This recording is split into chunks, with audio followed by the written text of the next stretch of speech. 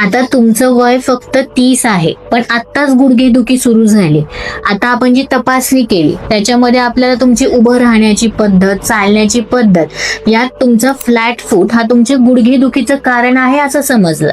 आता फ्लॅट फूट म्हणजे काय, की हा जो पायाचा आर्च असतो तो तुमचा खूप कमी आहे, पूर्ण सपाट झालेला आहे. मग तुम्ही जेव्हा उभं राहता, चालता, पूर्ण पाय आतल्या बाजूला जातो, मग त्याचा ताण हळूहळू तुमच्या गुडघ्यांच्या मधल्या बाजूला येतो, जेणेकरून तुमची गुडघ्याची रचना बदलायला सुरुवात होते. आता हे 1-2 महिन्यांमध्ये झालेले चेंजेस नसतात, हे वर्षानुवर्षाचे तुमची चालण्याची पद्धत, पाय तुमचा कसा पडतो ह्याच्यामुळे तो गुडघ्यावर ताण आलेला आहे. फ्लॅट फूट हा आधीपासून असतो. मग तुम्ही जर कंटिन्यू त्याला करेक्शन न करता तसंच चालत राहिला, रनिंग केली, त्याच्यामुळे तो गुडघ्यावर जोर येणारच आहे.